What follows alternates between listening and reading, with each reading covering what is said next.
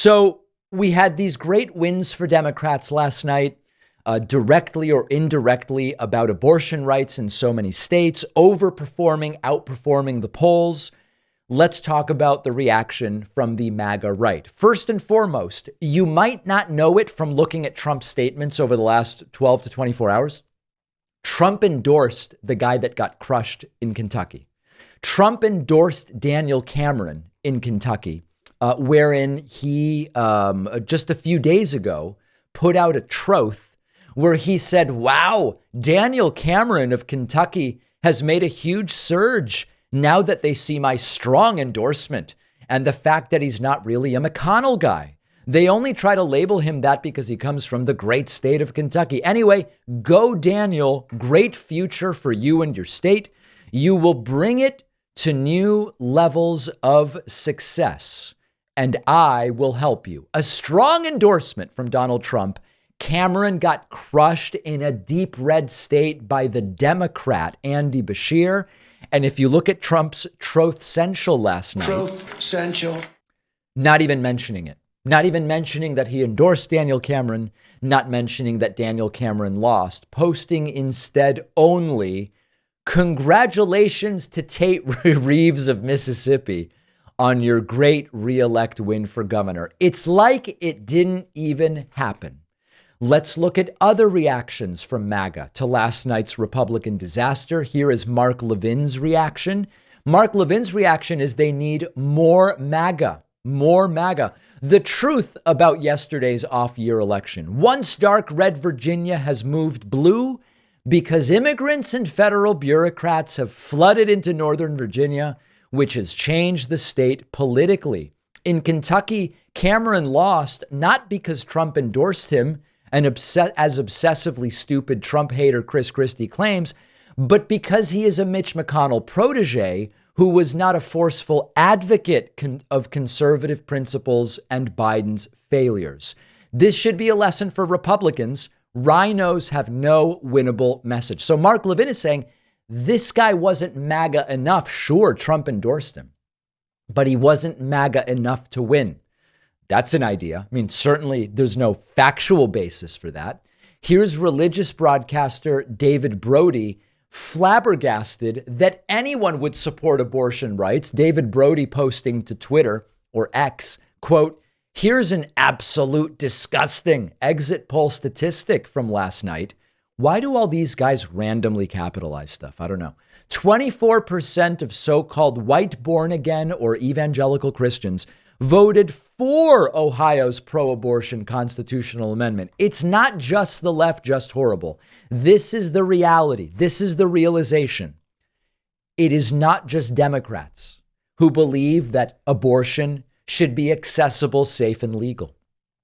It is increasingly Republicans as well.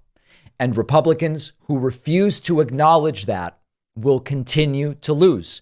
Now, to his credit, here's a clip of Sean Hannity last night admitting if they go too hardcore on abortion, they're going to lose in a landslide. Whatever Hannity's personal views are, he is at least connected to the reality of where the country is on this issue. Listen to this post-mortem from Hannity. Democrats are trying to scare women into thinking Republicans don't want abortion legal under any circumstances. And I go back to Pennsylvania 2022. The Republican candidate for governor, if I remember correctly, no exceptions for rape, incest, or the mother's life, and lost to a non-incumbent gubernatorial candidate, Democratic candidate, by a margin that was not seen since the 1940s.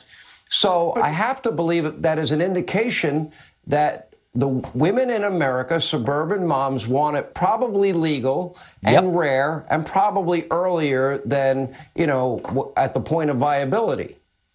There you go. So Hannity, even if he's not right about the entire specifics there, is recognizing the so-called suburban moms that Trump said he was going to ride to victory. They seem to want abortion legal. Now, here's a different perspective. This is just delightful copium, by the way. Here's Rick Santorum on Newsmax. He says that when you keep putting sexy stuff like abortion on the ballot, of course, Republicans lose. Nothing hotter than abortion on the ballot. And you put very sexy things like abortion and marijuana on the ballot, and a lot of young people come out and vote.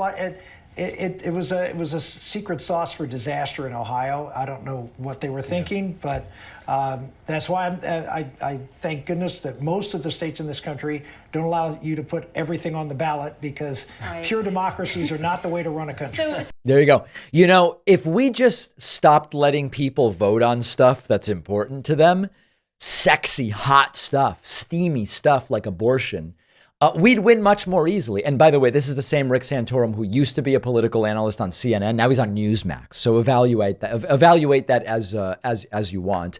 Here's one other clip from Newsmax. This is also a good one.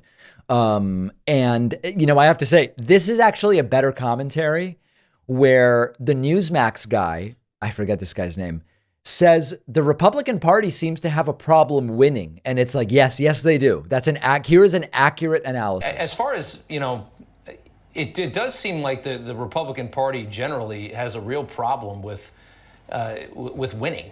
You know, it certainly was in the midterms here, and now in this one as well.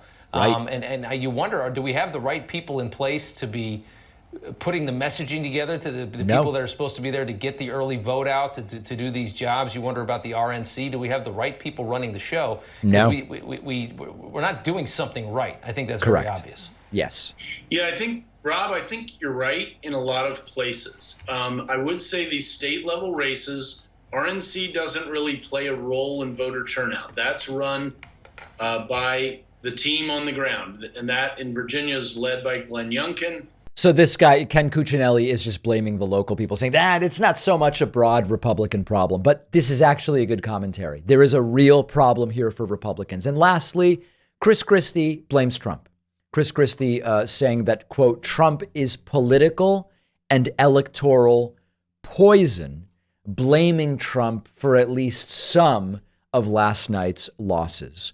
We are going to continue following this very closely, because it's really easy to get wrapped up in, oh my God, Biden's losing Michigan all of a sudden a year before. Trump's not even the nominee. There's a lot that still has to happen. And most importantly, Democrats are regularly overperforming polls, and Republicans have done terribly in national elections since Trump came on the scene. They don't seem ready to abandon Trump, and that is only to their own detriment. So if anything, when we see a negative poll, when we see a poll that's negative about Joe Biden's chances, our reaction should be, oh, then I damn well better vote so that the numbers are better than what the polling says. That's what the reaction should be when we see that. And we're going to talk about that more after the break. As many of you have heard me say before, when I go to a wine shop, I have no idea what I'm doing. And I'm Argentinian, and I still know almost nothing about wine. So if you're like me, you might be able to use some help. Our sponsor, Naked Wines, has you covered. Naked Wines is a subscription service that will connect you to the finest independent winemakers on the planet. You pay a fraction of the price you'd normally pay in stores because they cut out the retail middlemen. You get exclusive access to hundreds of top quality award-winning wines. They get delivered however often you want, perfect for any type of wine drinker. You'll get background information on the bottle. You have friends over. You can seem like you know something by telling them something about the wine. My girlfriend likes white wine. I'm more of a red guy by necessity just because I'm Argentinian, even though I know absolutely nothing. So we get like a split box that has a few bottles of each. Every bottle is a passion project from some independent winemaker. So you're literally making an independent winemaker's dream come true. You'll get your first 6 bottles for $39.99. Go to nakedwines.com/Pacman and click enter voucher at the top and type in Pacman as the code and as the password. The link is down below.